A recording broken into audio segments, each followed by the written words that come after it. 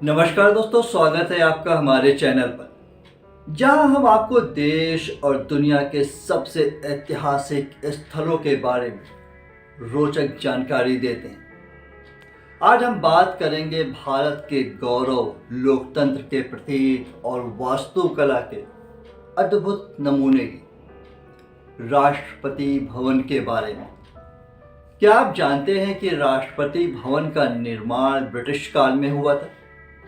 इसका इतिहास जितना रोचक है उतना ही प्रेरणादायक भी।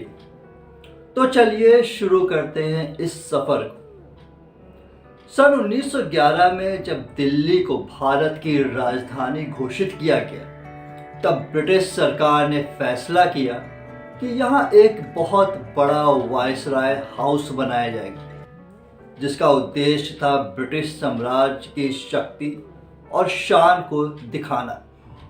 लेकिन इस भवन के निर्माण के पीछे सिर्फ राजनीतिक नहीं बल्कि सांस्कृतिक महत्व भी था। यह भवन भारत की समृद्ध कला, संस्कृति और वास्तुकला का अनोखा मेल है। इस इमारत का नक्शा तब के मशहूर आर्किटेक्ट एडविन लुटियंस ने तैयार किया था। लुटियंस ने हर्बर्ट बेकर को 14 जून 1912 को इस आलीशान इमारत का नक्शा बनाकर भेजा।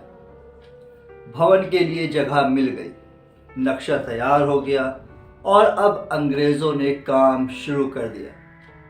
सबसे पहले 1911 से 1916 के बीच ब्रिटिश हुकूमत ने रायसीना और माल्चा गांवों के लगभग 300 लोगों के करीब 4000 हेक्टेयर जमीन का अधिग्रहण किया। भवन का डिजाइन भारतीय और यूरोपीय वास्तुकला का शानदार मिश्रण है। राष्ट्रपति भवन में प्राचीन भारतीय शैली, मुगल शैली और पश्चिमी शैली की झलक देखने को मिलती है। राष्ट्रपति भवन का गुंबद इस तरह से बनाया गया कि ये दूर से ही नजर आता है। वायसराय के लिए महल को 4 साल के अंदर तैयार करने की योजना थी, लेकिन जब काम शुरू हुआ तो इसे बनने में 17 साल लग गए। 1912 में इसका निर्माण कार्य शुरू हुआ और 1929 में ख़त्म हुआ।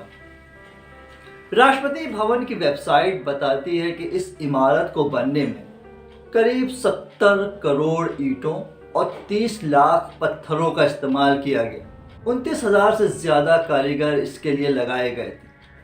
सभी ने मिलकर इसमें 340 कमरे तैयार किए। राष्ट्रपति भवन में 340 कमरे हैं। इटली के रोम स्थित क्यूरनल पैलेस के बाद ये दुनिया का दूसरा सबसे बड़ा निवास स्थान है। इस भवन में लगभग 340 कमरे हैं। इसके अलावा यहाँ पर एक शानदार मुगल गार्डन है।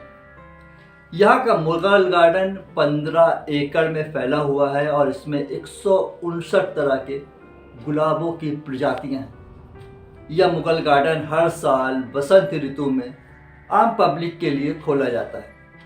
1929 में जब ये आलीशान इमारत बनकर तैयार हुई, तब भारत के आखिरी वायसराय लॉर्ड माउंटबेटन अपनी पत्नी के साथ इसमें पहुंचे। वह इसे देखकर चौंक गए। कहा जाता है कि उन्होंने इतनी भव्य इमारत को पूरी तरह से देखने के लिए 1 हफ्ते भर का समय लिया।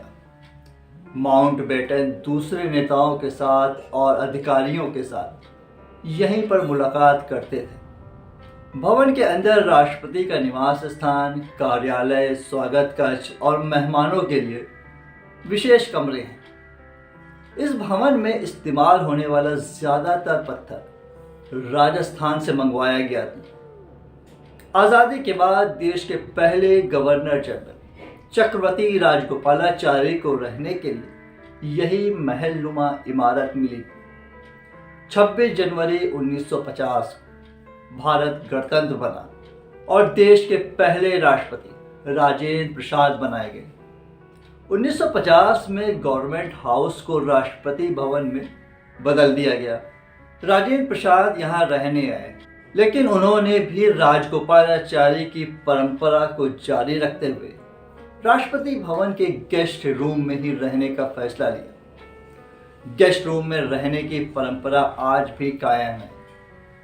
यह सिर्फ एक निवास स्थान नहीं बल्कि लोकतंत्र का एक प्रतीक है। यहाँ भारतीय संविधान, सरकार और लोकतंत्र के महत्वपूर्ण फैसले लिए जाते हैं।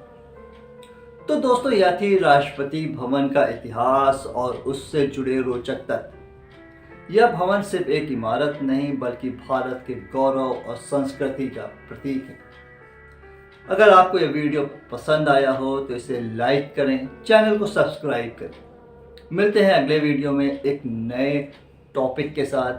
तब तक के लिए धन्यवाद।